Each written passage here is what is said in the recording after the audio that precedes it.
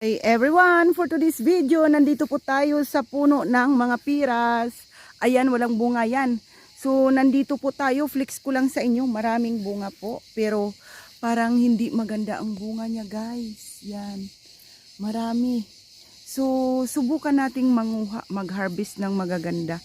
Yung walang itim-itim kasi parang, ano na to talaga siya, ready to harvest na to siya, kagaya nito.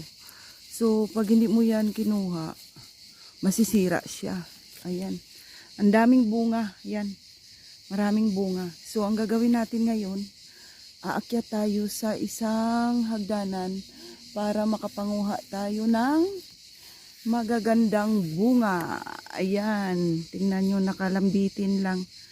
Yan, maraming bunga. Yan. Yan. So, sayang walang kumakain nito guys. So, paalis kami, iwan. Pagbalik kung mayroon pa ito, so kukuha tayo ng ating mababaon. Ayan, dito pa sa ibaba. So may hagdan ako dyan. Aakyat tayo. At syempre, may basket ako na maliit para lagyan natin ng ating makukuha. So, nandito na ako sa itaas. Yan. Kukuha tayo. Tingnan nyo. Natamaan na ito ng araw. Sira. So, hindi na yan. So, kukuha tayo dito ng medyo malaki-laki or hindi natin maabot yan. Dito na side, tingnan natin. Ayan. Ito, pwede na to. Yan. O, diba? Crunchy to guys, crunchy. Hindi pa siya yellow-yellow. Yan po, tingnan natin. Yan. At saka ito.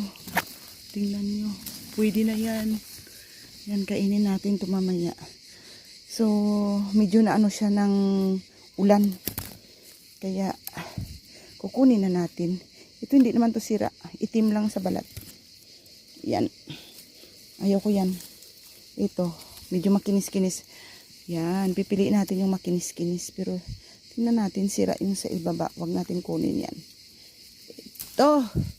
So, mamimitas muna ako guys. Yun lang muna. Maraming salamat sa inyo. Para maka-harvest ako at makakuha ng maganda. So, nakakuha na tayo ng konti dyan. Yan. Pupunuin natin ito.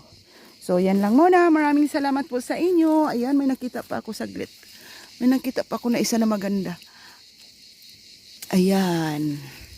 So, konting puno lang yan. Maliit na puno yan, guys. Pero, maraming bunga. Matagal na ito. Tingnan nyo naman. Yan. Hanggang doon. Bunga yan. Yan, maraming salamat sa inyong panonood. Ingat kayong lahat. Bye everyone.